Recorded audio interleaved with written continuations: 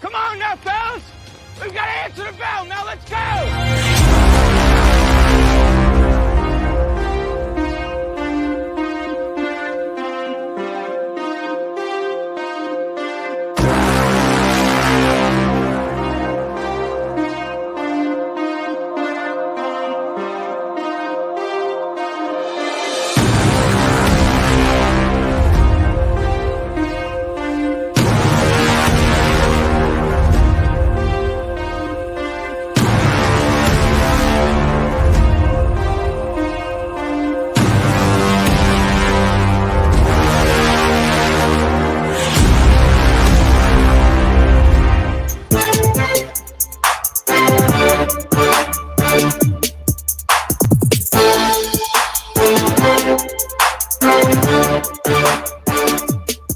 Welcome into our Tuesday edition of Main Street Sports Today, presented by Mid-Tennessee Bone and Joint. I'm Maurice Patton, along with Chris Yow, who is still taking care of some show details. So 2 o'clock kind of got up on us pretty quick, especially considering we were both up late last night.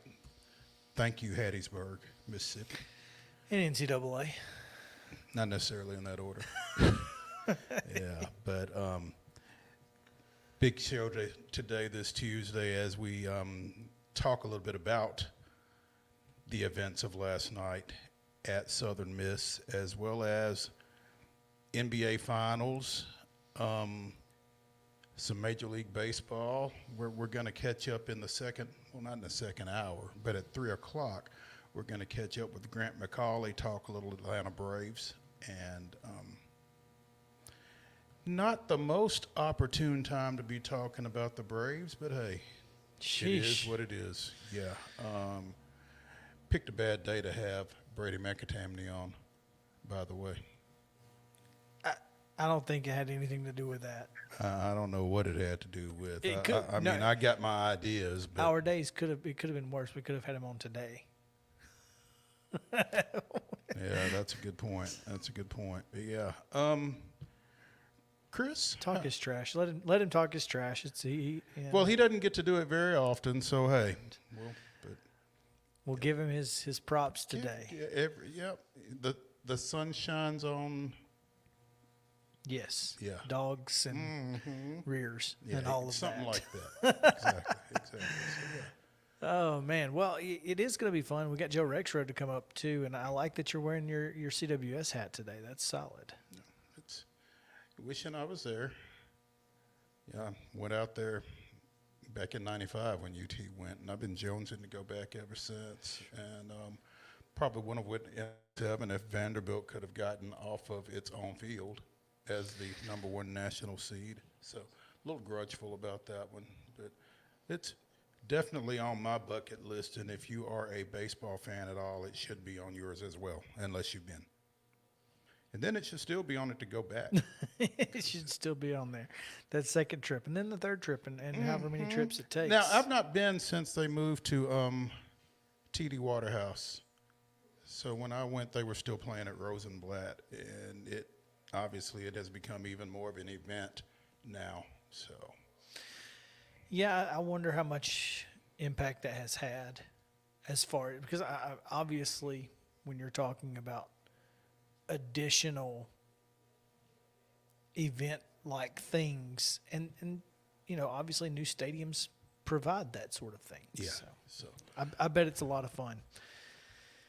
Oh, well, we've got a lot to get to today. Like you said, you just rattled off all of our topics, and we've got plenty of them to talk about. I missed one topic, though. What's that? It's Top 5 Tuesday. It is Top 5 Tuesday. And today's Top 5 is going to be a lot of fun because, Well, unless you're a Texas fan. yeah, thanks for the idea, Longhorns. But yeah, Texas and Stanford, we'll talk about that in a little bit. But it'll be the craziest or wildest finishes in sports history. So I've got a pretty lengthy list here.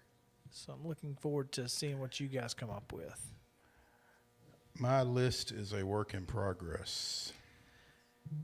As it typically is for me on a Tuesday about this time, but I was able to grab a few. Well, since you came up with the idea, you kind of had a little bit of a little leeway. jump. Yeah. So, Well, let's get into it, man. We've got a lot to get to again, and we'll have yesterday's results and today's schedule, and we can get you that on the rundown. This is the Rundown. Major League Baseball results from Monday night. In 10 innings, Cincinnati defeated Kansas City 5-4. It was the Giants with a 4-3 victory over the Cardinals. And also in 10 innings, it was, as we mentioned earlier, Detroit 6, Atlanta 5. College baseball action. Stanford claimed a berth in the College World Series with a 7-6 victory over Texas in walk-off fashion, as we also alluded to. A ball lost in the lights resulted in the winning run scoring. The tying and winning run, right? No, it was 6-6. Was it 6-6? So a ball lost in the lights in the outfield. 4 Texas defenders converged. None of them could make the catch. That's tough. 7-6 Stanford and 5-0 Tennessee over Southern Miss. Fantastic pitching performance from all involved, from Drew Beam to Aaron Combs. Who? To Never Chase heard of Burns. this guy. Never heard of him. Transfer from Coastal Carolina. All of them. Faced one batter, struck him out, and then Chase Burns turned out the lights. The party's over. Yeah. Speaking of turning out the lights, Denver did so in the NBA Finals with a 94-89 Game 5 victory over Miami, winning that series 4-1, becoming the second former American Basketball Association team to win an NBA championship since the merger back in, I think, 76. Man, Isn't that something? that's something. Of San Just two. Antonio, Denver, Indiana, and the Nets. Obviously, San Antonio had all that success that they've had. They've had but plenty. Denver is only the second of the 4. So, Indiana, Brooklyn, stage is yours. Good luck. Figure it out. You're right. Today's schedule, summer baseball, post-19. The Junior Cardinals will take on the seniors at 6 o'clock tonight over at Dave Hall Field on the campus of Columbia State Community College. Make sure to get out there if you have nothing better to do. In Major League Baseball play at 5:40 tonight, the Braves continue at Detroit. It's the Brewers at the Twins at 6:40. At 6:45, the Giants take on the Cardinals in St. Louis. The Cubs will host the Pirates at 7:05, and at 7:10, the Reds are at the Royals. Also at 7:10, the Nationals take on Houston. And at 8:40 tonight, Cleveland is at San Diego. And in minor league play, Gwinnett starts their 6-game series at First Horizon Park against the Nashville Sounds at 6:05. Wednesday, Major League Baseball, that will get started before we join you. So we want to let you know the Braves and Tigers will finish up their 3-game series. How many? Good Lord. That's a lot of games. Yeah, right. Their 3-game series. It's a 12:05 start. Milwaukee at Minnesota starts at 12:10, and at 12:15, it's the Giants at Busch Stadium against the Cardinals. Stanley Cup final tonight, Game 5. Vegas can close things out on the road. Vegas can close things out at home against the Florida Panthers. That's a 7 o'clock puck drop on TNT. And in WNBA action, Mystics are at the Fever. That's a 6 o'clock start on Twitter. At 7, the Dream is at the Liberty on CBS Sports Network, followed at 9 on CBSSN by Seattle at Phoenix. And that is your rundown.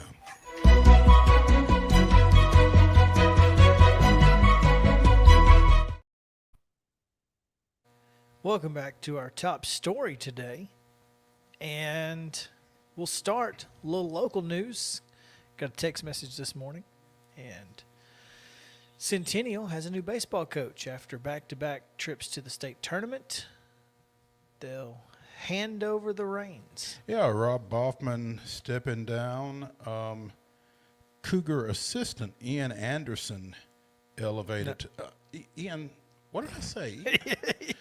Not Ian Anderson, No. although that'd be a pretty good one. Haven't heard that name in a while, actually. Well, Yeah, he's Ian Sanders, the new coach at Centennial, and I'm gonna jump out the window and come back in and start again here in a second.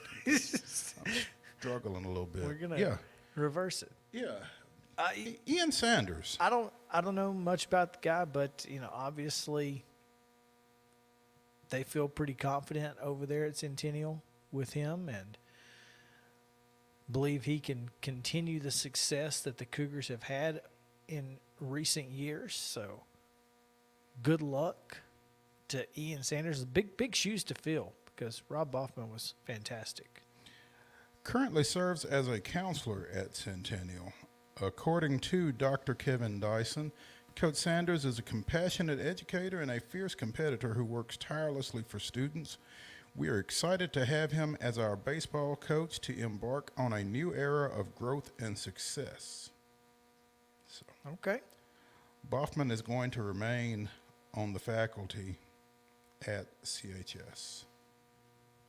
We want to thank Coach Boffman for 20 years of commitment to the young men who have come through this program. That type of commitment is rarely seen in modern times, athletic principal Greg Glass said. So, Well, anytime that you are replacing a guy who's been in your program for 20 years, it's hard to do. But when you have someone who you really feel like can step into that role, much like here in Columbia where, Devin Simler is doing a similar thing.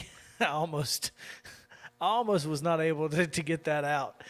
But it's nice to be able to just kind of say, okay, we're going to have some continuity here. The kids know him, and so we're handing it over to a guy we feel confident in. So congrats. yeah, I think continuity when you have the opportunity to go in that direction is a pretty big deal. Like you said, we've seen that in numerous situations here regarding coaching changes over the last year or so. So that ability to stay in-house and, there's that familiarity with the players, for the players. There's that familiarity with the coach. I think it's interesting sometimes to see an assistant become a head coach in the same program because a lot of times you've kind of got that good cop, bad cop dynamic. So how do you move from that into taking a little more control of the program? And, there's got to be a little bit of remove, I think, between the head coach and the players compared to assistant coaches in that situation. So it's just a different dynamic, and it's fascinating to me to see how that gets negotiated in these type situations. Sometimes it'll work itself out, but sometimes poorly. Yeah. So, as you mentioned, Mo, in the rundown, Denver with the pretty dominant performance in the finals overall. Outside of the game 2 kind of stinker, Denver pretty well took control of this thing from the start. And honestly, I mean, when you look at as a whole, obviously Miami's the 8th seed. Kind of expect that from the team that was the 1 seed out of the better conference. I mean, it's kind of exactly what you would have expected, as a casual, as am I. as a rando. The flip side of that, though, is the 8th seed was good enough to get there and good enough to beat, 2-3 better teams. So maybe it speaks to just the overall lack of quality on the East side. Well, and maybe? that's what we talked about. We talked about that from the beginning, was how the East was wide open because nobody had really taken control and said, we're the team to beat. Mm-hmm. Now, I think that could change here soon. I really feel like Boston is about to make that kind of their domain.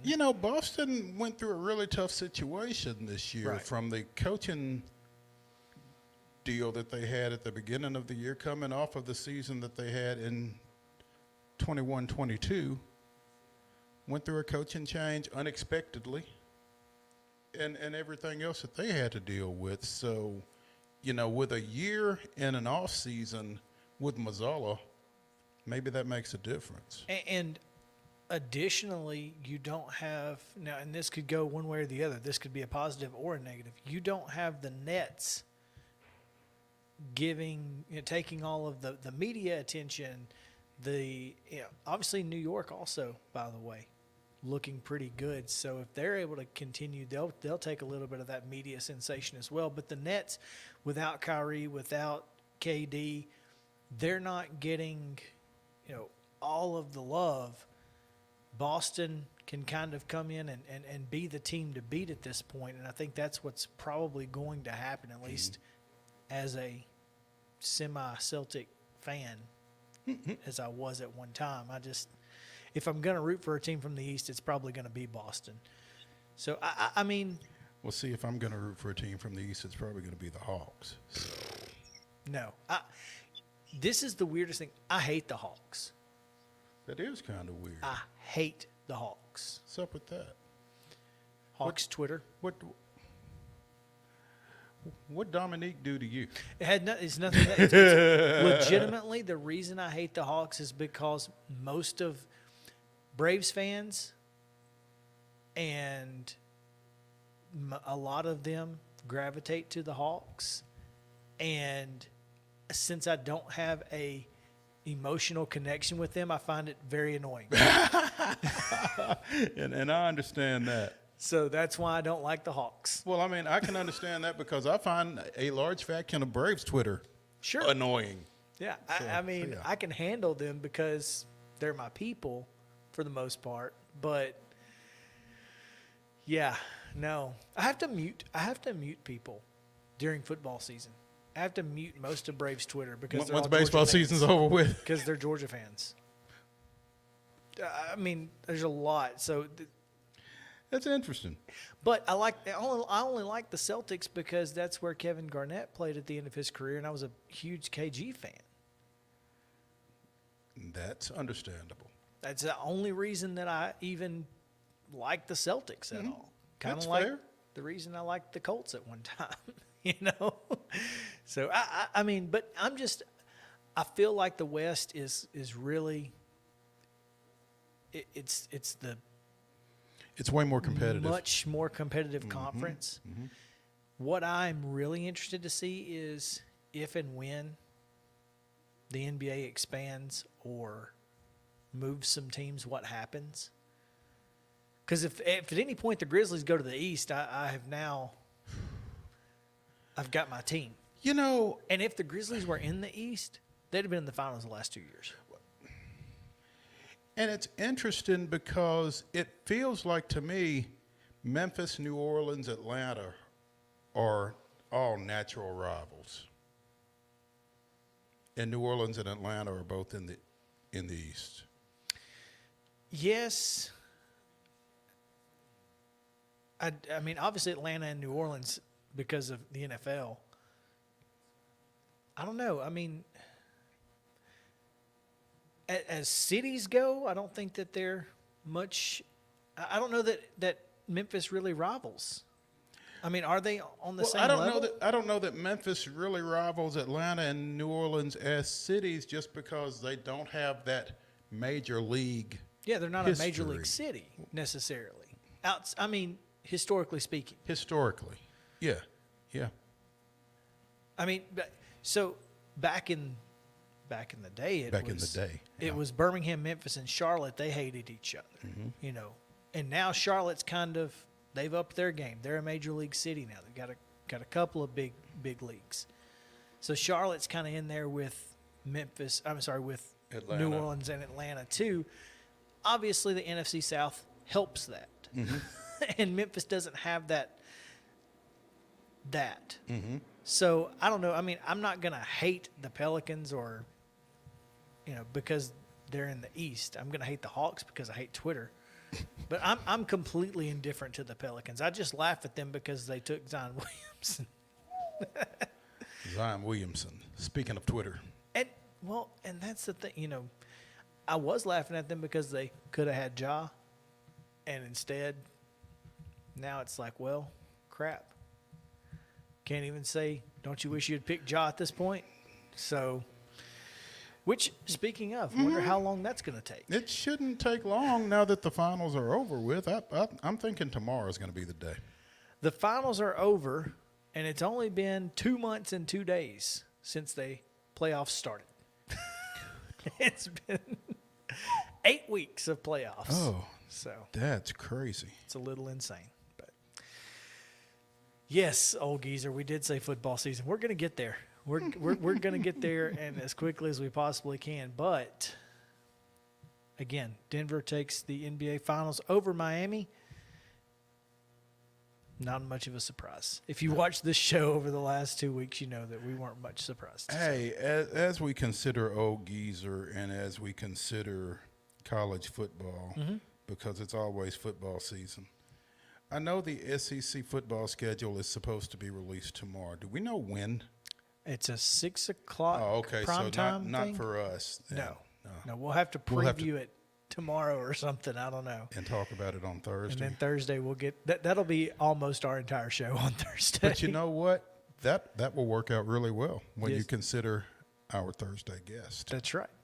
So let's take a quick break. Joe Rexrode is on the road. He'll join us via telephone here in just a moment. So stick around. Main Street Sports Today, presented by Mid-Tennessee Bone and Joint. We'll be back to the Lee Company studio in just a moment.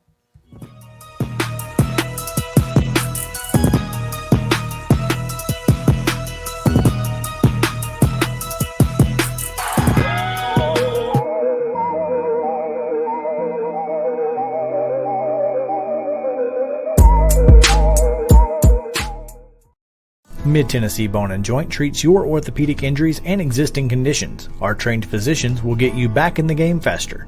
Contact us at 931-381-2663 or www.mtbj.net.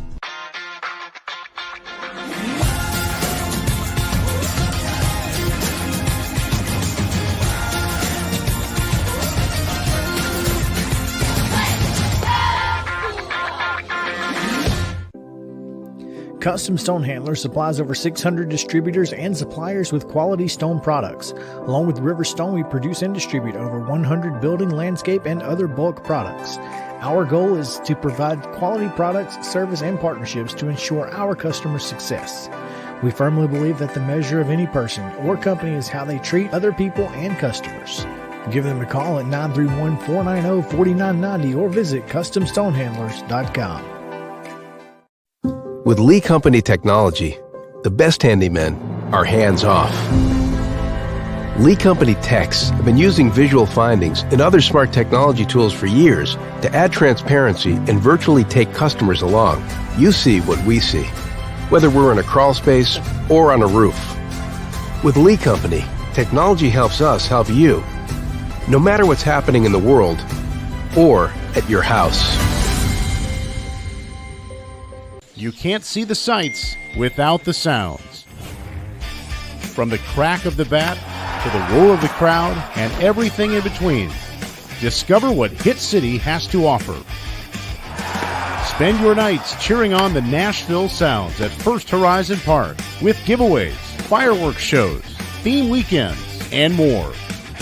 Single game tickets are on sale now. Visit NashvilleSounds.com to claim your seat today. Mid-Tennessee Bone and Joint has been the official sports medicine provider for Murray County Schools for more than 40 years.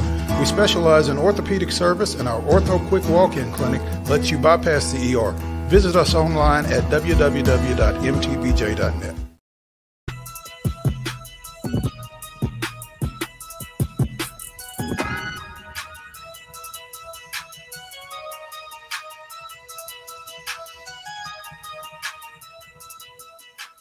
Welcome back in Main Street Sports Today, presented by Mid-Tennessee Bone and Joint. Chris Yow and Mo Patton here with you on this Tuesday. It's Top 5 Tuesday, Top 5 Weirdest Endings in Sports History coming your way just a few minutes, so stick around. Also, Grant McAULEY talking a little Braves, so we'll get to him as well. But right now we go to the phones where Joe Rexrode is not. I think Joe dropped out. Depending on where he is. I was thinking that. I was really worried that might be a problem. Yeah, if we can get Joe just via Bluetooth, that'd probably be better. I think we got him. Okay, great. Let's do that then. Let's go to Joe Rexrode, who is somewhere between here and Hattiesburg. Joe Rexrode is on the road. He is, in fact. Joe, are you there? I am, yes. Somewhere in Alabama now. So. All right. Congratulations. I'm sorry. Yeah, got out of Mississippi. We're not sure. Congratulations. We're sorry. One of the others. Kind of like the sorry that happened to you. The fact that you got out of Mississippi, Joe, I think the way this weekend went, you were probably wondering if that was ever going to be the case. I was. I found an incredible catfish place, but still, I mean, I was about ready by the time it was a few days there to get out of there. Interesting weekend.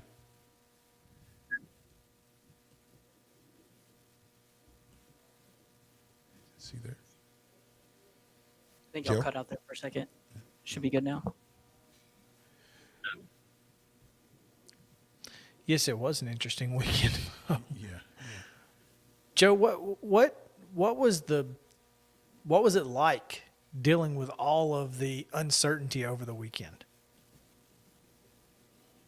Yeah, it wasn't great. You know, I mean, I think that the Southern Miss people, I have no issues with them. I think they did the best they could do. You know, you get to that facility. I mean, that facility is in some ways better than Lindsey Nelson Stadium, certainly in terms of like the suites and the press box. A lot more to offer. You know, they can hold about 1,000 more people. I mean, it's just, you know, it's like if TV people if you can't go back to them and say, hey man, like it's not going to work at this time, why don't you flip flop and put Stanford at 5 and this game at 8? I mean, you know, I understand that you don't want to have a game at 11 a.m. and then a game at 8 p.m. or whatever, right? I get that, but like if you can't have any sort of common sense back and forth based on the conditions, then you're just going to have what you had, which is, okay, so now a game is going to start at 10 p.m. Eastern, you know, in Knoxville time, and you know, you got two games competing with each other, one of them on ESPNU. The thing is, if they had just scheduled it later in the first place, they could have started that game at 8 o'clock Eastern, 7 o'clock Central. But because it got delayed, and then you had to get the teams in and everything, like it just pushed everything back. So if it had been scheduled based on what the weather was saying, and it would have gotten at least an hour earlier than it did. So between that and then the insistence on the NCAA guys on Saturday to push it and try to get that game in, when it was like, guys, everyone's gone. It's been hours. It's raining sideways. Finish it tomorrow. They finally relented, but they were like desperate to get it in. Yeah, it's just not a great system, I must say. Not a great system indeed. I don't know if it's not a great system or just insanely bad decision making on the part of the NCAA with regard to this particular situation. But they did not come off looking very good this weekend in Hattiesburg. Right. And look, again, like going by how they do things, it's Hattiesburg over Knoxville, it's close. I don't think it's like some egregious decision. And I don't really, I don't know about like several days out worrying about weather down there is that big of a deal, especially because thunderstorms are always in and out, or down next to the Gulf, right? But this shouldn't be the system to me. I mean, I don't know why it's asking that much to just seed 64 teams and then just go by that. I mean, the crazy thing is, guys, had that game, let's say the weather was just going to be bad last night and today too, had they gotten through today and not been able to get that game in, Tennessee would be in the College World Series by virtue of a higher RBI. That's the rule as written. So, like, if that's your rule as written for for a spot in Omaha, why not just seed everybody and then all the hosting decisions are made on on-field merit, which is how the first weekend is done.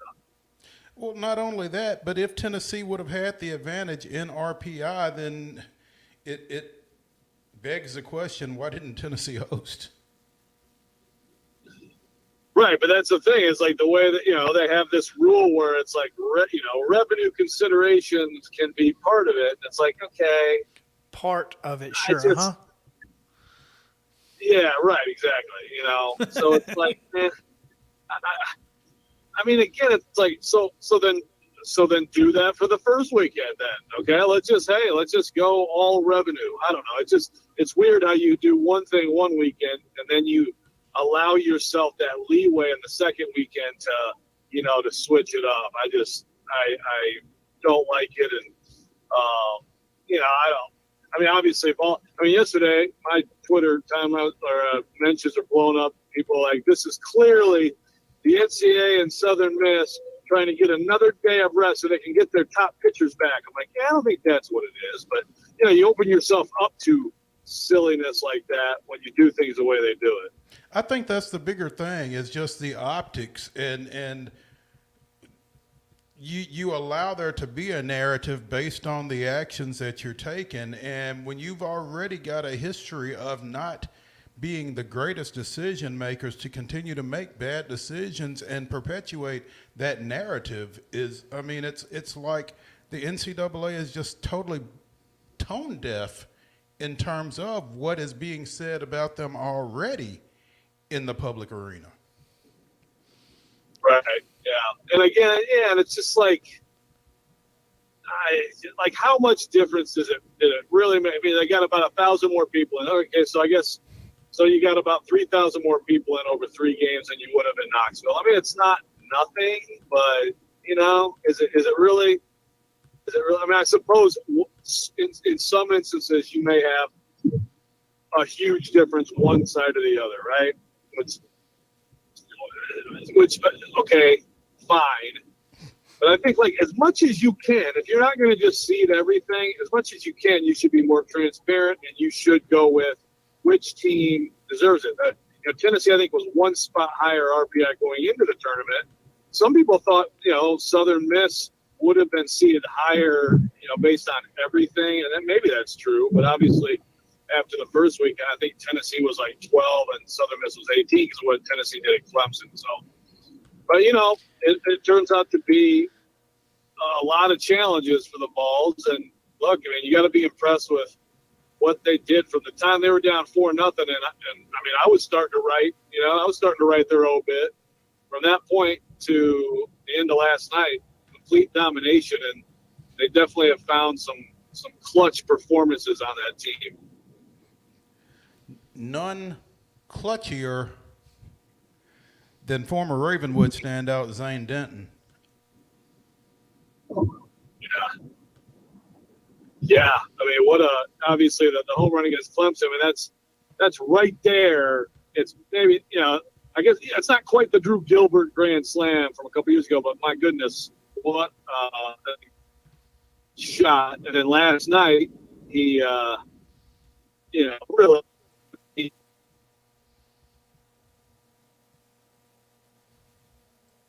situationally and with an opportunity to open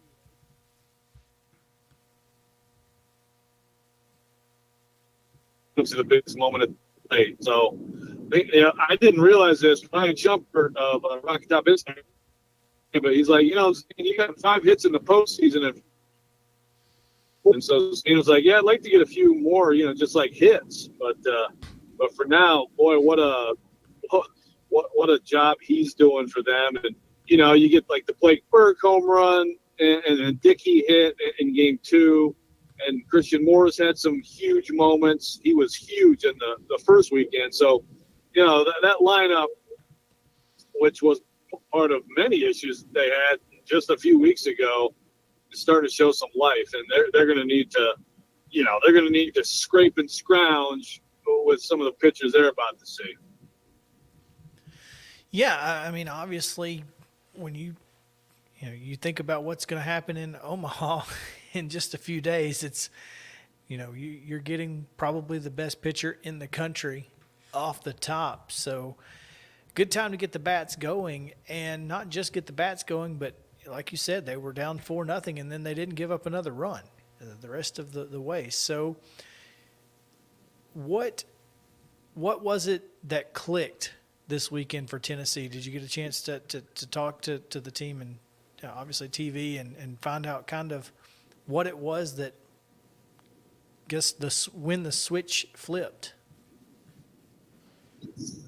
Yeah, I don't know if there was a great, answer other than like that next half inning after because I mean, you're talking like I'm looking at it and I'm like, they're melting down, and I mean, Vitello after that game, I asked about Frank Anderson. He's like, well, he was actually calming us down. I'm like, man, I swear I'm out here and I feel like he called a mound conference so he could bark at the ump for 5 minutes, but maybe I saw it wrong.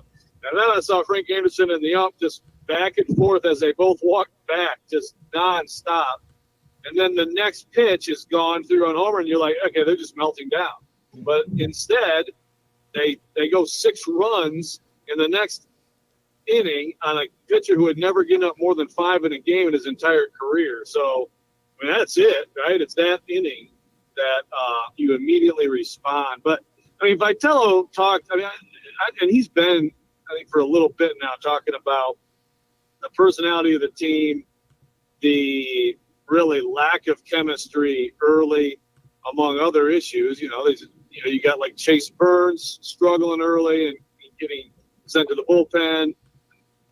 The offense isn't working, but also just the totally new makeup and not clicking. And so he's gone to that a lot. How he feels that, and Jared Dickey talked about that too. How like the time together and the attempts to sort of become closer as a team seem to have paid off. I mean, it's interesting in baseball because it's still such a it's such an individual sport still, right?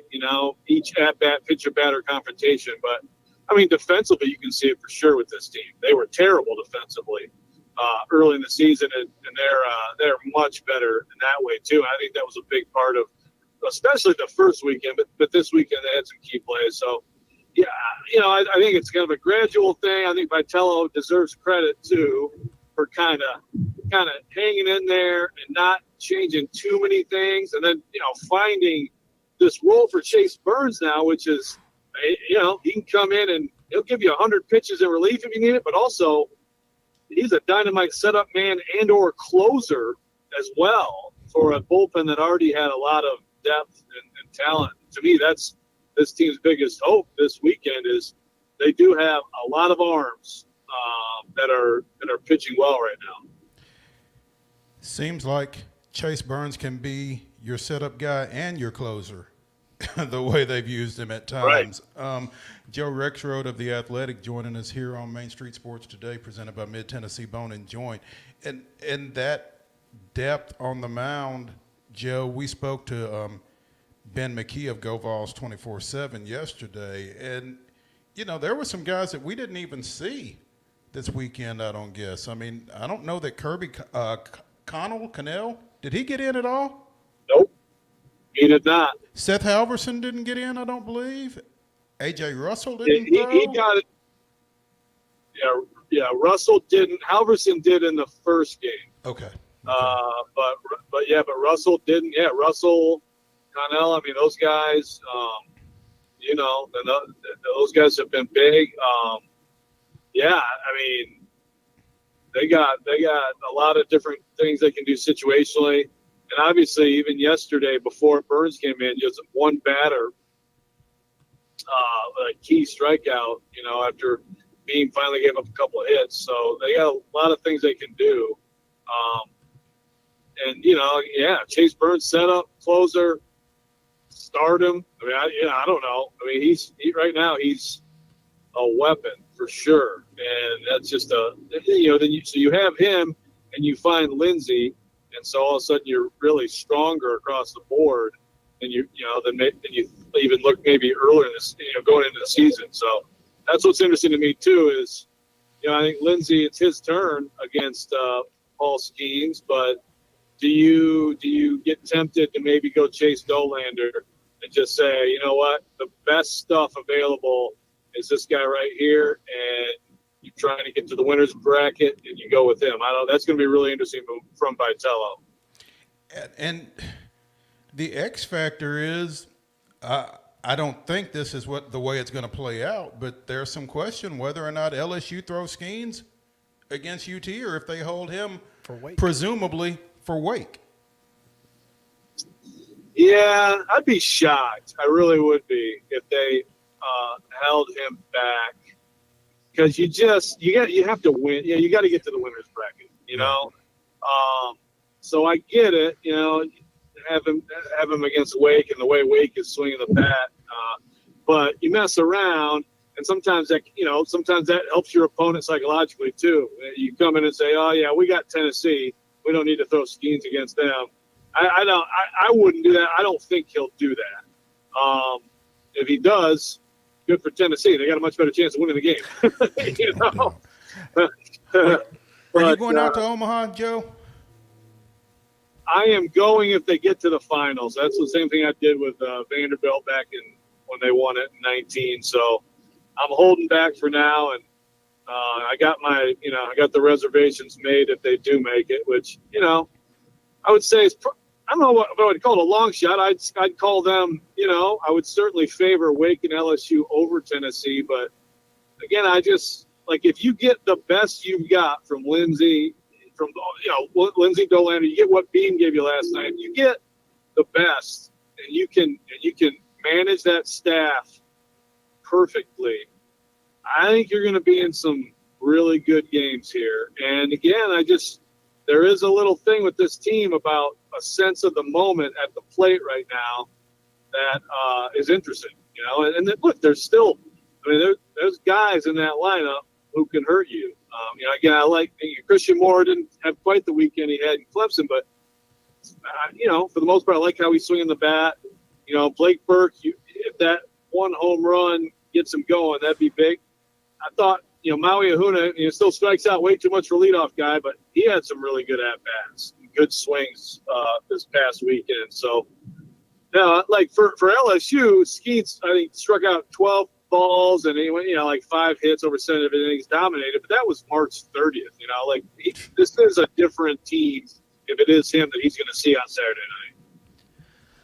Well, you mentioned, I guess I'm not sure if it was in the late SEC play, or I guess when Dolander kind of the switch flipped for him, and you tweeted that he was pitching like a first rounder, and if he's pitching like a first rounder, I mean he's in very short company up in Omaha this time around. So it all depends on the way that this team pitches, and if the bats show up, that's obviously important. Can't win without scoring, but the pitching is kind of what makes this team dangerous in Omaha, because once you get to Omaha, pitching is where it's at.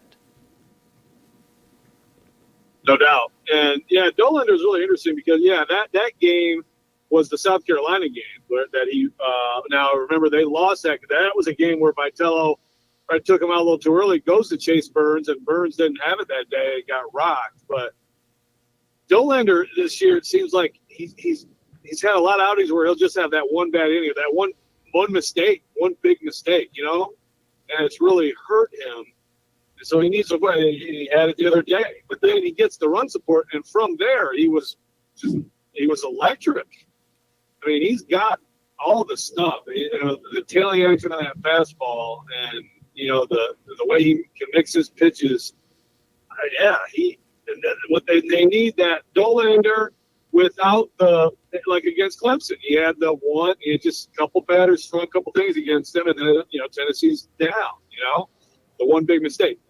He's got to avoid that, but certainly you got to feel good about just what he could bring you. And Lindsey, though, he's been really good all year, and he had one of his worst outings against Southern Miss. So you could also look at it as consistent as he's been, might not be a bad idea to go back to him. He had that one bad outing and got to keep it the same. And then whatever situation you're in, whether you're playing Wake in the winner's bracket or you got to have a win, in the loser's bracket, then you got Dolander ready. Yeah. Hey, look, if you got the bad outings out of the way now, just go ahead and go back to it. Well, it might just be that, you don't think Lindsey's going to be as shaky in back-to-back performances. So can't imagine he would be. Right. But, Yep. Which is a good problem to have if you're Tony Vitello. You've got two options that are really solid, and really three. I mean, by the time you get there, technically Beam could throw, I guess, but it's going to be interesting. Going to be a lot of fun. LSU and Tennessee in round one. Man, it's going to be exciting. Joe, thanks for taking some time with us today. We appreciate it. Good luck and be safe on the way home from wherever you are this side of Tuscaloosa, hopefully. Yes, right around coming up on Huntsville, so not too bad. Oh, you're rolling. You're Thanks, almost guys. home. Okay, be safe, man. Yeah, I'm coming. All right, appreciate it, guys. Thanks. Joe Rexrode of The Athletic joining us here on Main Street Sports today, presented by Mid-Tennessee Bone and Joint. It is Tennessee LSU. That's unfortunate. It really is, man, because that LSU team. Well, just because it's SEC on SEC crime. It's no good. I really like watching that team, starting with Trey Morgan and with Dylan Cruz and obviously Skeens, and you've got the local kid, Blake Money. Now I'm not sure how much he's been working of late for LSU. Not heard his name a lot. I haven't either. So there you go. The College World Series Jello Shot Challenge is ready to go. This should be fun. They got a bad draw this year, as I mentioned. I mean, Oral Roberts, Wake Forest, and Texas Christian, that's tough. LSU, Tennessee, and Florida will make up for it, though. Yeah. I'm interested to see how Texas Christian and Oral Roberts do, because we know what the expectations are. Now, are they going to reveal themselves? Or and that's what I said to Teresa. I said, Oral Roberts might win this thing, but they ain't going to tell nobody. That's it. They're just not going to say. No, we're locals. Don't mind us. with their ORU hats on. Right. Or take them off, or turn them around, or something. Yeah. So. Oh, Oral Roberts in the College World Series for the first time since '78. Yeah. And only their second appearance. That's pretty cool. It's interesting that they've been there at all. Yeah. To be honest. They've made it before? Since? Wait a minute. Whoa. Yeah. That's a heck of a caveat. Okay. Oh, man. Let's take a quick break and come back. We'll finish that discussion that we were trying to have yesterday on the Jacksonville Before we were Jaguars. so rudely interrupted by the end of the show. Yeah. Yes. Let's do that right after this on Main Street Sports Today.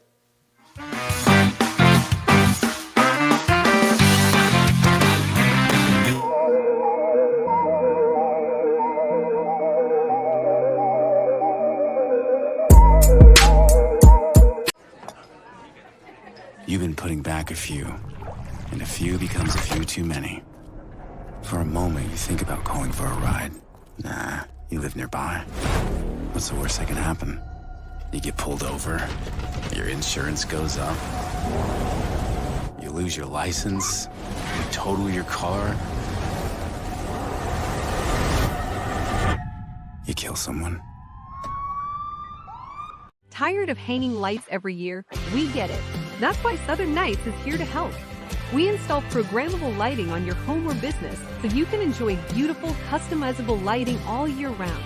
No more ladders, tangled lights, or cold nights outside. We do the work, you do the celebrating. Call Southern Nights today and take the hassle out of holiday lighting forever. For a free quote, give us a call at 931-241-3074 or visit our Facebook page at Southern Nights.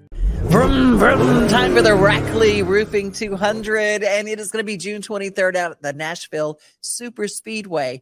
And we partnered up, all of us here at Main Street Media TV, and we have joined with Rackley Roofing to send you. Yep, what you got to do to win? All you got to do is go to your favorite Main Street Media website, look for the Enter to Win banner, click there, and you're in. Like Flynn. Isn't that cool?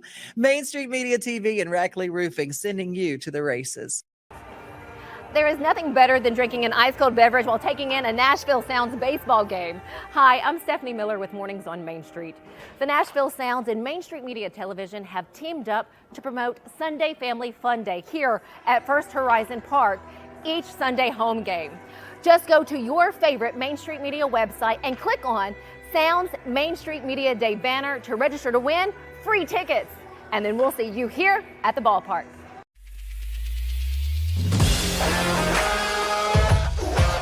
Hockey in Music City just hits different. It's one big honky-tonk party. It's the sea of gold in the crowd, the goals, the saves, the celebrations. It's an experience like no other. Experience Predators hockey all season long. Visit NashvillePredators.com/season tickets and join the Loyal Legion today. That's NashvillePredators.com/tickets, and we'll see you at Bridgestone Arena.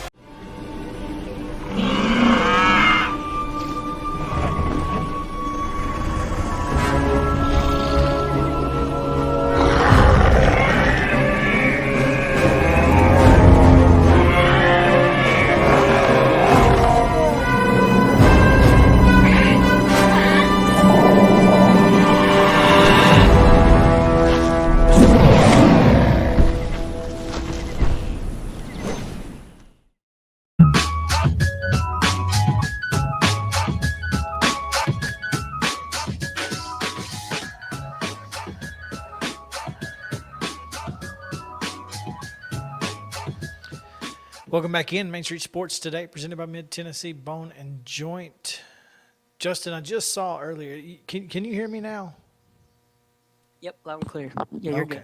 I guess I just needed to jack that volume up just a little bit. But, man, yesterday we were having a conversation, Mo, and we were rudely interrupted, as you said. Hang on. Before we get into that, speaking of rudely interrupted, let me just tell you, if you were planning to go out to Dave Hall Field tonight for the post-19 junior Cardinals and the post-19 seniors don't, got a text from seniors coach Scott Beasley that game has been canceled.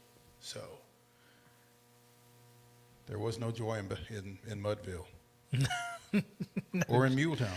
Yeah. There you go. But no game tonight. So, okay, go ahead. So we were having the discussion about Camping World Stadium. It makes the most sense. But especially when the option of Daytona, you could fit 100,000 fans in there. Now, 100,000 people aren't coming to watch the Jaguars, especially if 30,000 of them are in turns 1 and turn 4, 200 yards away from the 100-yard field. You don't think 101,500 are coming to see the Jags? No, well, especially, I mean, maybe like for the one-time novelty of it. But But not for 2 years. But not for 2 years, especially when they realize that they can't see the field. They might come once. They'll come once, and that's it. Then they'll be like, well, this doesn't work. Fool me once. Yeah. I just can't imagine that Daytona is a viable option for this thing.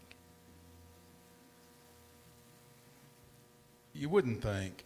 I mean, again, that's more of a novelty type situation, sort of like Bristol. the battle at Bristol or something like that. But at least Bristol makes sense because it's an oval. It's an oval, and it's enclosed.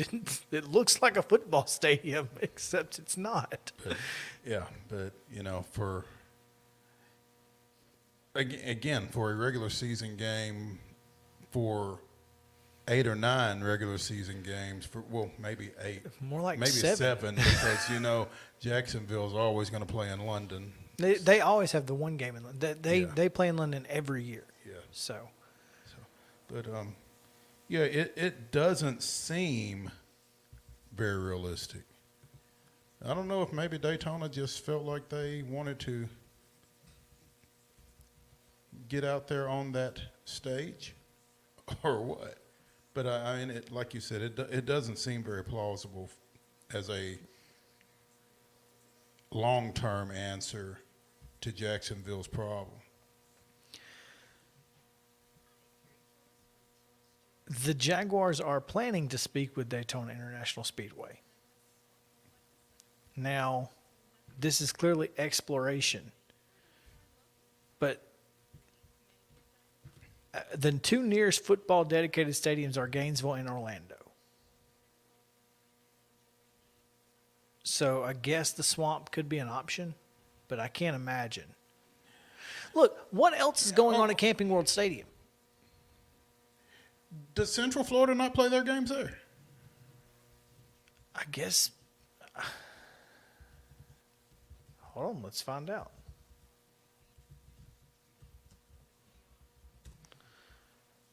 No, they play at FBC Mortgage Stadium.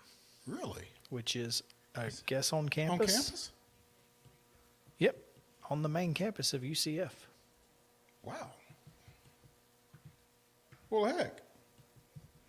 So, again, I ask, what the heck else is going on at Camping World Stadium?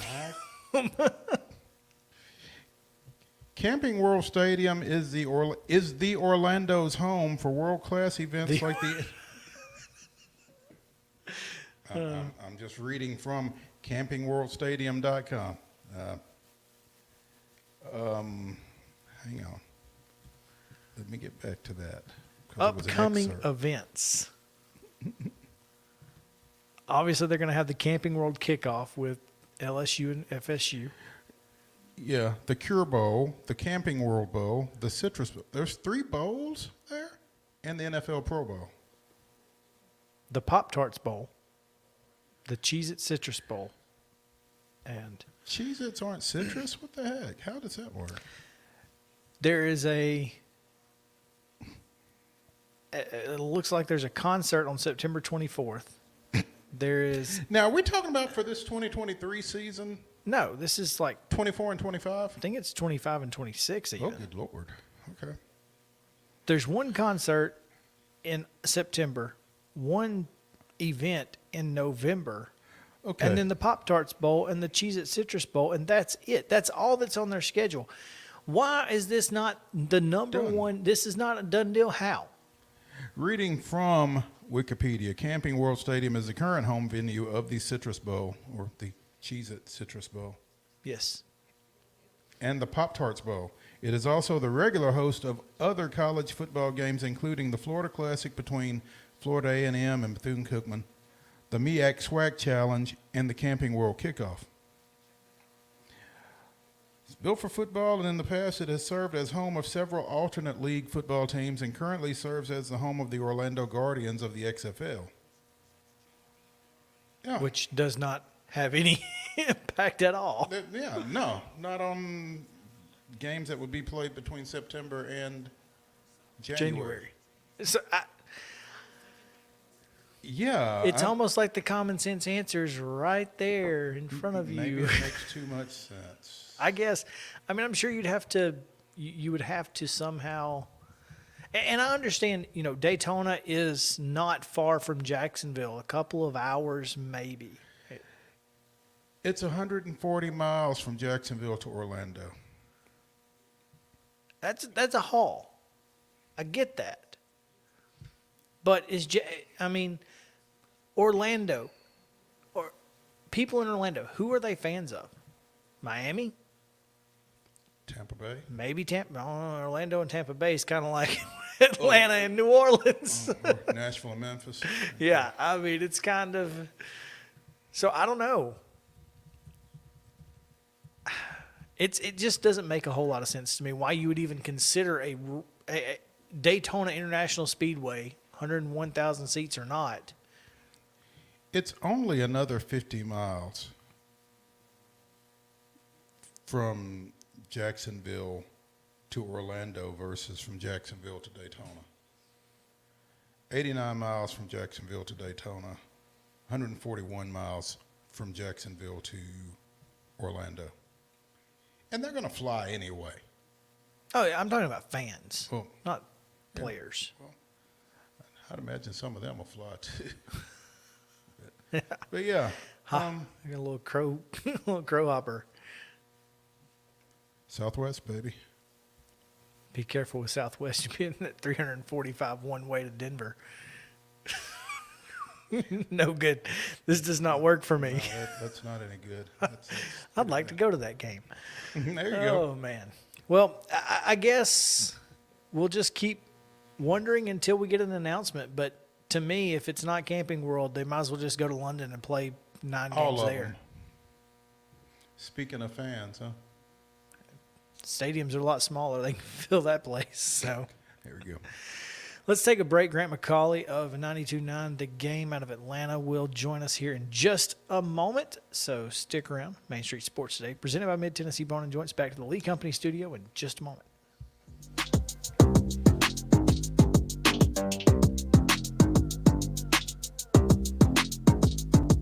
Mid-Tennessee Bone & Joint treats your orthopedic injuries and existing conditions. Our trained physicians will get you back in the game faster. Contact us at 931-381-2663 or www.mtbj.net. With Lee Company technology, the best handymen are hands-off. Lee Company techs have been using visual findings and other smart technology tools for years to add transparency and virtually take customers along. You see what we see, whether we're in a crawl space or on a roof. With Lee Company, technology helps us help you, no matter what's happening in the world or at your house. Jones & Lang Sporting Goods here in Columbia has been outfitting teams, officials, and anybody else from T-ball to college for 50-plus years. Be sure and check them out at 931-388-8060 or online at jonesandlang.com. Jones & Lang Sporting Goods, the look of a winner. Zion Christian Academy, zioneagles.org or 931-388-5731. You can schedule your appointment. Go tour their campus. It is beautiful over there, and you're definitely going to want to see it. Again, it's zioneagles.org. Give them a call, 931-388-5731, and schedule your tour today. Welcome back to Today's Better Health. I'm Colleen Barton, and I'm here with Dr. Gil Kentoff and Dr. Wendy Toohey, and we're talking about the latest treatments in back and neck pain.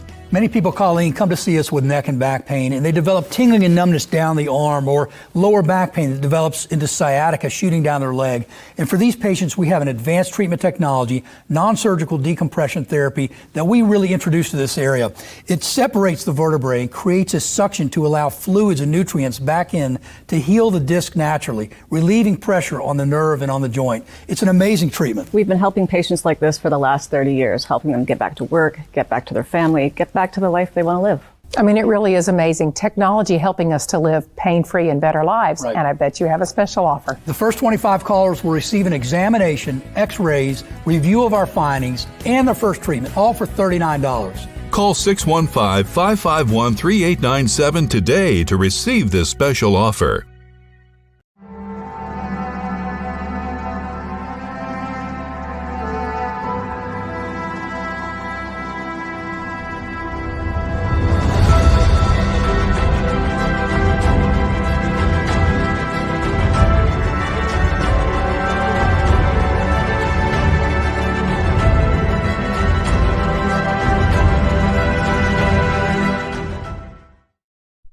June 13th, 1998, Javi Lopez and Andrew Jones hit consecutive home runs in both the second and third innings during the Braves' 9-7 win over visiting Montreal, marking the fourth time MLB teammates had gone back-to-back in back-to-back innings.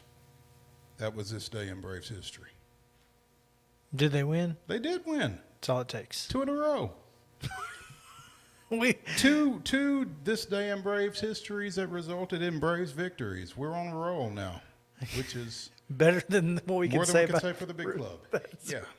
That's right. And it is Braves Chatter, daily talk about the Atlanta Braves and whatever in the world is going on with them.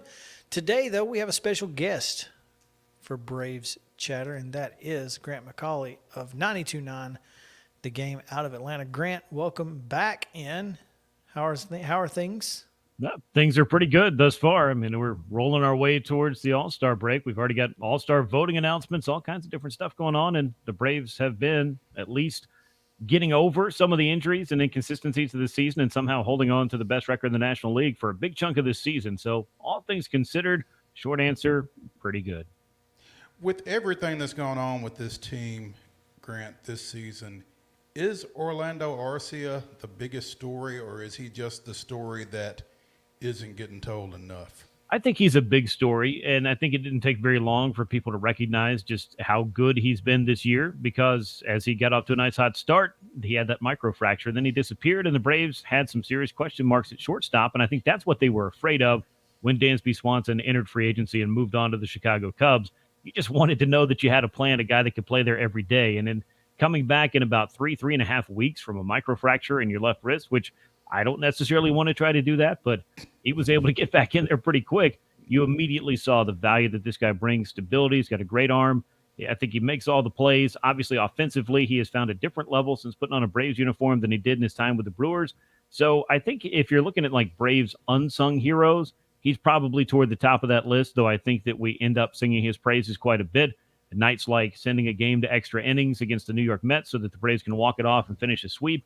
He's got a few other game winners and go-aheads, and just, again, that arm is pretty impressive. But I think if there's one story for the Braves this year, it's the resurgence, the return to form of Ronald Acuna Jr., and then there are a lot of good stories that can be told about trying to either replace different pieces that are no longer there or simply get over some injuries this year, which has been a big story for the Braves as well. You know, and we've asked this question a lot, but at what point do we all need to just collectively apologize to Orlando Arcia for just ignoring him for an entire offseason? That's the real question here. Yeah, it's a good one. It's a very good one. I tweeted earlier this week. I said, I've never been more happy to be more wrong about what a player's role on a team was. And it wasn't a knock on Arcia. I felt like he was a really valuable member of what I thought would be kind of the infield reserve, somebody that you lean on to maybe play a second or short or maybe even third base if somebody needs a day off or if they're on the injured list for 10 days. I didn't really see him as starting shortstop Orlando Arcia. And, of course, we talked about Vaughn Grissom all winter long, and Vaughn Grissom may still have a story to tell in a Braves uniform. I wouldn't rule that out. But Arcia very quietly was able to just go about his business, earn that starting job, and do nothing to give it away other than when he got hurt for a few weeks. And then we kind of saw what's the difference between Vaughn Grissom as a big league shortstop and Orlando Arcia as a big league shortstop. Now, Vaughn's not a finished product, but yeah, I think that Orlando, if you had doubts in the early going about what he could be, he's gone out and proven that he is capable of being just a great contributor for this team. And I think we're going to see over the course of the rest of the season, what this everyday playing time and his second opportunity as an everyday guy might offer him, because he's really, if you think about it as well, it's a guy that's in his mid to late 20s. It's not like he's some 30-year-old shortstop just trying to have a couple of good months and parlay that into a new contract every year. The Braves even gave him a 3-year extension on top of everything else that if he does end up as a reserve is still a bargain. So I don't know how Alex Anthopoulos pulled all of that off, but I will say this. He saw more value in Orlando Arcia and maybe just more consistency in Orlando Arcia than a lot of us looking from the outside did. Probably going to be an all-star. A good chance, yeah. Very good chance. Now, Grant, you mentioned a phrase that we've been talking about on this show for a couple of weeks now, and that's a day off. Mm-hmm. And there are some guys that probably should take one, but don't really have anyone to fill their role. and when Freddie Freeman and Dansby Swanson left, I really felt like the 162 mentality was kind of leaving with them.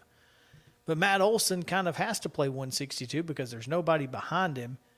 But do you think that, with his contact struggles, do you think a day off might be something that could help him? And if they did give him one, who would play first base?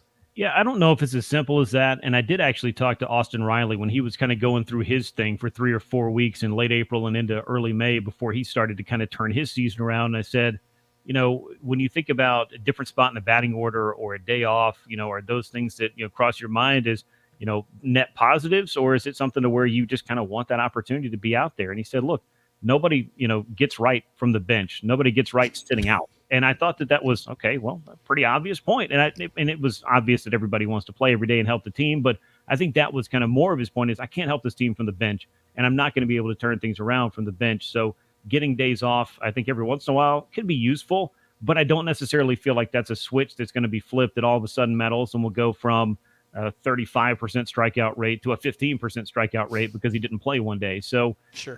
I think it's just all kind of, up to the discretion of the manager, honestly, as to whether or not he feels like a guy is pressing so much that you need to just decompress a little bit. I think that's kind of what the day off does for guys. And if he doesn't play first base and somebody else is in there, I don't know if we're looking at maybe Charlie Culberson, who played some first base down in AAA Gwinnett, and there is a big drop-off between Matt Olson at 50% and Charlie Culberson at 100%. And that's not a knock on Charlie. That's just a difference in those two players. And the one thing I'll say about Matt and the fact that, he is hitting second, he does walk about as well as anybody in Major League Baseball, and he doesn't hit into many double plays. And that, I think, is why he's stuck in that number 2 spot, where a lot of people will ask, well, why is he up there? Particularly with his struggles with runners in scoring position this year. But I feel like that's one of those numbers that ultimately it kind of corrects itself over the course of 162. And Matt's just one of those guys that wants to play every single day. So I hope that answered the question as to why he's there, maybe what a day off means or doesn't mean to him. And just kind of the fact that in that 162 games, these guys do want the opportunity to help their club in any way that they can. Grant McAULEY with 92.9 The Game out of Atlanta, joining us here on Main Street Sports Today, presented by Mid-Tennessee Bone and Joint. Grant, when Kyle Wright and Max Fried went to the IL, and both of those are now 60-day, right? Mm-hmm, they are. Would you have expected this team to continue to be as successful as they have been to this point without 2/5 of their starting rotation? And not just any 2/5 either. I mean, we're talking about a guy who was a runner-up for the Cy Young in the National League last year and the only 20-game winner in Major League Baseball a year ago. I mean, and they're not the same guy. No, and they're not the same guy. Yeah, so you got 2 different guys, big contributors that you expected to be, I think, stabilizing the rotation was what Kyle Wright did so well last year. Leading the rotation was Max Fried's job. Now, Spencer Strider is obviously going to be somebody that you can look forward to every 5th day to go out and do his job. Charlie Morton's a veteran. I feel like more times than not, he'll get the job done. But then you've had to turn to Bryce Elder and Jared Schuster and now a 20-year-old and A.J. Smith-Shawver to try to, get this rotation a little bit more stability because that'll only help the bullpen. Michael Soroka was back ever so briefly. I think that we'll probably see him again at some point in the second half. But just kind of go back and, look at what this club has done without Fried and without Wright. I think it's a testament to both the depth and the talent of the 26 men on the club and what Alex Anthopoulos has done to put together a team that can do this, because I talked about on my show on Sunday from the Diamond on 92.9 The Game, I would have expected if you told me in spring training, all right, look, Max Fried and Kyle Wright are going to be on the 60-day injured list. The Braves are not going to have cleared up the 5th starter deal. They're still trying to figure out how exactly they're going to do that. And it's June the 10th, 11th, 12th. Where do you think they are? I would have probably given them a record closer to what the New York Mets are looking at, which is a few games below 500. I would have thought they might be in the same boat that they were a year ago. But somehow this club has managed to figure out a way to win on a regular basis, even when they do suffer those setbacks, the way that they did in Detroit on Monday in the first game of that series, the way that they did in Oakland about a week and a half, 2 weeks ago. They just find a way to bounce back. And the resiliency of the team, that just goes to show that, when you put that together with talent, you can figure out a way to get through a lot of things. But I feel like the Braves, and Matt Olson actually said this a couple of weeks ago when I was talking to him, we haven't really played our best baseball yet. And I think that should be a pretty scary thing for the rest of the National League as well. If this team hasn't gotten hot and they've been one of the best teams in the league already, that should tell you the Braves may have an extra gear. And if they get Fried and Wright back, That's a huge step towards getting this club to 100% and exactly where they would like to be heading into October. Don't say it, Mo.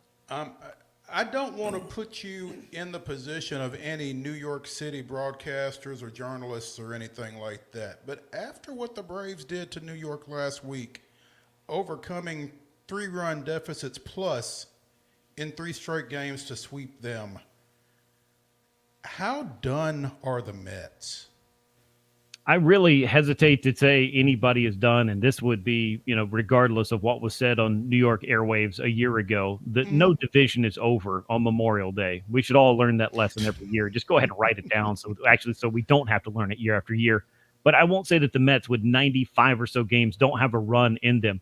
And we also saw last year, the Dodgers won 111 games, the Braves won 101 games, the Mets won 101 games. And what happened to all 3 of those teams early in October? They all got sent home by clubs that did not win triple-digit games. And so that just kind of goes to show you that, getting hot at the right time can carry you very far. And I think the Braves really illustrated that in 2021, getting hot in the second half, overcoming the Mets, staving off the Phillies, then getting into October, beating the Brewers, then beating the Dodgers, and then ultimately beating the Houston Astros in the World Series. So it's hard to say at this particular time that any club, that especially one that has as much talent and has spent as much money as the New York Mets have, won't have any kind of say in the playoff picture a little bit later this season. I think that they're going to have to work pretty hard to get there. That's pretty obvious. They're going to have to get Justin Verlander going. Pete Alonso landing on the injured list certainly didn't help. Francisco Lindor has not been the same guy that he was in Cleveland for them. And there are a few other guys that need to get going offensively and make sure that pitching staff stays healthy. And losing Edwin Diaz didn't help them either. So they have some serious mountains to climb, or maybe some serious mileage to cover before they can get back to being the team that they want to be.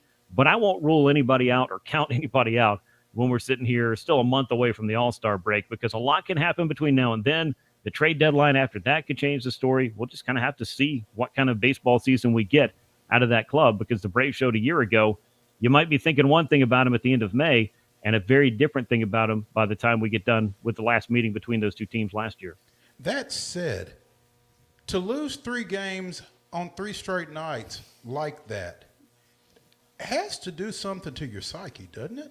Sure, I think it does, but I also feel like that's kind of baked into the kind of losing that they've been doing beyond just the Braves over the past couple of weeks. They're getting beat up by the Pittsburgh Pirates, who admittedly have been much better this year than anybody could have possibly expected them to be. Mets were on a losing streak coming into Atlanta. It only got worse from there. And again, losing Pete Alonso, the only guy that was really consistently hitting home runs for this club, that is, I think, going to have as much or more of an effect than just losing one series, even to a divisional rival.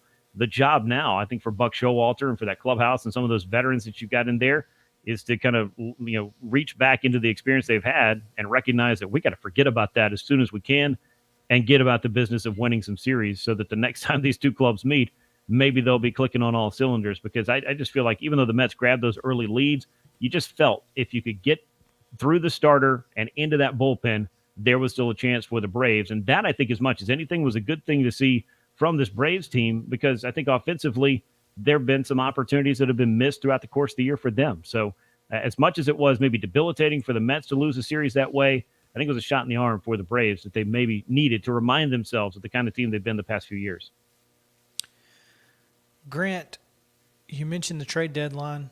How solidified is left field for this club at this point? They've got 2.5 options out there. Do you think that is something they'll look for again in trade talks when that kind of comes around, or are they happy with what they have? I think left field is what it is at this point, between the play you've gotten from Eddie Rosario, who over the last month and a half has been the player that the Braves have needed him to be and come up with some big hits for him. You got a guy like Kevin Pillar, who can also be a nice platoon complement for him.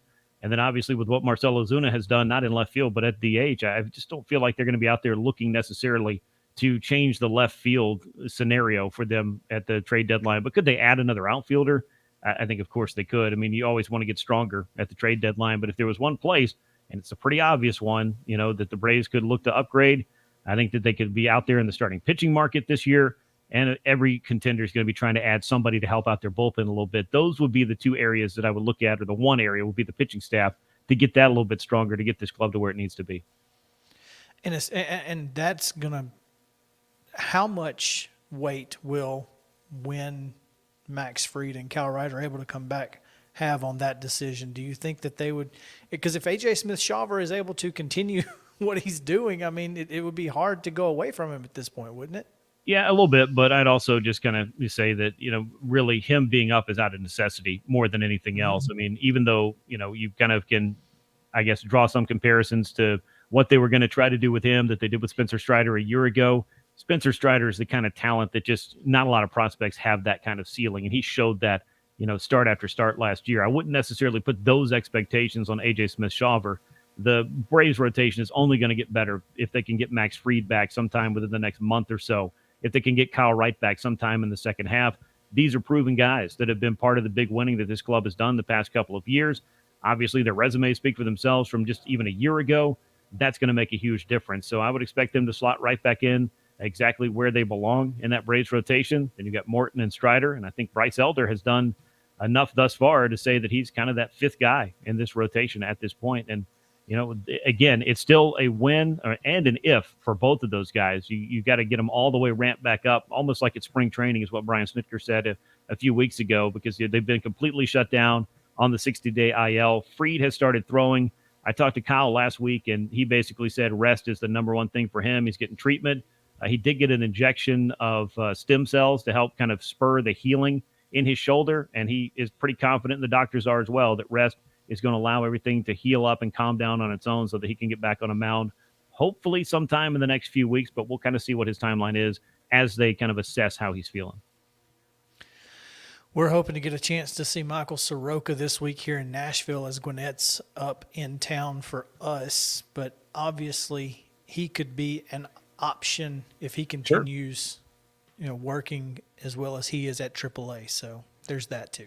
Grant, in the two starts, and obviously he didn't get to make either of those starts in Atlanta, which for the fans was pretty unfortunate. But in his two starts, it didn't necessarily feel like an 8.38 ERA because most of his damage in both of those took place in one inning each. It's tough to argue with any decision Alex Anthopoulos makes at this point, but were you surprised he didn't get a third start? I was a little bit, yeah. I really thought that you had him kind of locked into at least a 3-start sample because you'd be able to give him 5 full days of rest thanks to the team's off days over that period of time to get him started in Oakland, all jokes aside, because, the A's are actually on a winning streak right now. So they're no longer the worst team in baseball. They just matched, I believe, the Royals in win total. I don't know that they're going to have a parade next week, but either they way, might. The Oakland Athletics proved to be pretty tough for the Braves in that series. So putting that aside, though, I thought it was the perfect opponent to bring Soroka back against. He got the 6 innings. It really felt like he only got off track for about 3 hitters in there. Unfortunately, mixed in that was a 3-run homer that certainly cost him and cost the Braves on that day. The real test to me was going to be that Arizona Diamondbacks team, and they were able to get a little bad at ball luck, but more than anything, I thought there was just a lot of non-competitive pitches, particularly fastballs missing above the zone, which is not where you want to be, obviously, as a sinker baller, and he couldn't really get them to expand and be competitive enough with his secondary offerings to get the swings and misses he needs, because 3 2/3 innings, I believe, and upwards of 75 pitches, and you only get 2 swings and misses, that's kind of an alarming sign. And it wasn't, hey, he's not throwing hard enough. It was just, where are these pitches? Where's the execution? And I think at that point, the Braves just want to make the decision to maybe go ahead and have him continue to work in AAA Gwinnett. A couple of days ago, 6 innings of 2-run ball for him there. But it's not just always going to be about the line. It's going to be, I think, about him getting comfortable with the mechanical changes that he's made, with his release point, making sure that that's repeatable, that the mechanics are repeatable, and that he just feels comfortable in what's going to kind of be the new him as he comes back from what was 2 years off of pitching altogether on a regular basis and tries to take all of the promise and all of the stuff that he has and just figure out kind of a new way to do it. I think that, as much as anything, is a challenge for Michael Soroka. The talent's there, the mentality's there, the work ethic's there. It's just all about getting execution, day in and day out, or every 5th day, as the case may be for him. Grant McAULEY, 92.9 The Game. Grant, thanks for taking some time with us today. We really appreciate it, and always enjoy talking Braves baseball, and enjoy talking with you. Absolutely, guys. Thanks so much. Thank you. All right.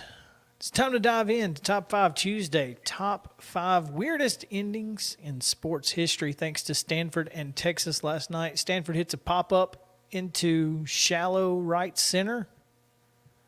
but everybody misses it. Nobody can find it in the lights. It drops. Stanford wins. They make their way to the College World Series by virtue. Tough way to end it. That's a tough way to end it. There have been a lot of tough ways to end ball games, or good ways if you're on the positive side of it. So we'll get into them today, and we'll, of course, tell you the Top 5 Tuesdays brought to you by our friends at Mid-South 5 Fitness. Dallas Steel and the fine folks there. SteelAthletes.com and STEEL Athletes at Steel Athletes on Instagram. We'll start with Justin. Justin will give you pick number 1. All right. If it's not, never mind. Go ahead. Craziest sports endings, right? The wildest ending in sports history. Got to be Music City Miracle. Okay. There we go. Thank God. There we go. There we go. I know my man card was up for debate there. Your Titans fandom was on the chopping block for Right. just a moment, but Well, I mean, once we decided he was going to pick one, then you knew. and that's why Right. I didn't appreciate want to that. take his I didn't want to take his thunder out of There you So Mo, But go still ahead. at the same time wanted to see. Well, I'm going to steal your thunder. What's that? 2013 Iron Bowl. Kick six. Kick six. That's a good one. It's a good one. I'm going to go with, since this is a Stanford, Texas deal, I'm going to go with Stanford Cal The and the band play. is on the field. The band is on the field. Yep. Okay. The play, Stanford Cal. Justin, number I'm gonna 2. go. I think I've used this one in a previous top 5, but the 2012 Seahawks Packers game, the touchception. Okay, yeah. The one that ended the officials. Yeah. The replacement refs. Yep. Yes, yes. That's, yeah. yeah. That was Golden Tate, wasn't it? It was, in Yep, fact, it Golden was. Tate. Yep. Good memory. Titans legend, Golden Tate. Man.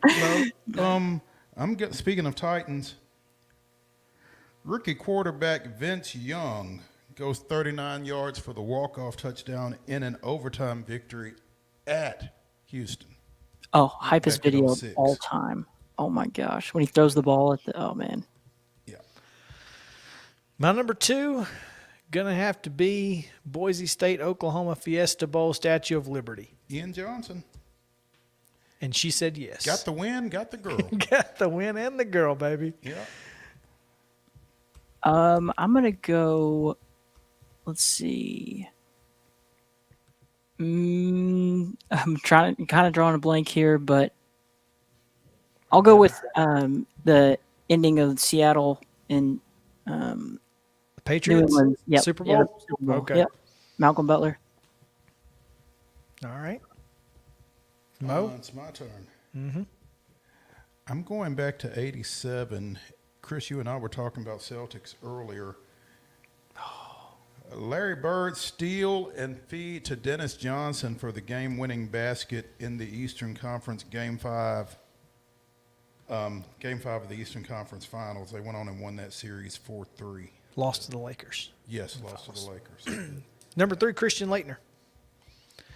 More the pass than Laettner, but the fact that he was able to corral the pass, turn, and shoot was pretty impressive too. So, number 4, Justin. Does it count the drive Eli Manning against the Patriots in the Super Bowl? Where with David Tyrell. David Tyree. Yeah, he's the one that catch caught against it. his helmet. Right, and then Plexico got the touchdown of that drive. Yep. We'll give you that, yeah. Yep. Undefeated Patriots, you know. Mo, number 4. Number 4, 1993 World Series Game 6. Joe Carter goes yard, 3-run homer, walk-off. Blue Jays beat the Phillies.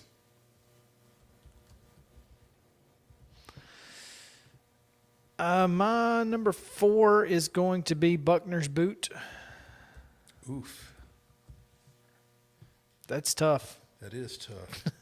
And Justin, number 5. My number 5 will be, I'm going to go, again, New England involved. Jeez. Against Atlanta. That's the only thing I can think of right now. Oh, 38. 28. 28-3. You're killing me. You're killing me. That's tough. All right. Mo? Is it me? Yep. 1983 NCAA Finals, North Carolina State and Houston. Air ball to game winner. That's Nice. a good one. My number 5 is going to be Tyson bites Holyfield. And that's going to do it for our show. Thank you to Mid-South 5 Fitness for sponsoring Top 5 Tuesday. We'll see you guys tomorrow at 2 p.m. on Main Street Sports Today.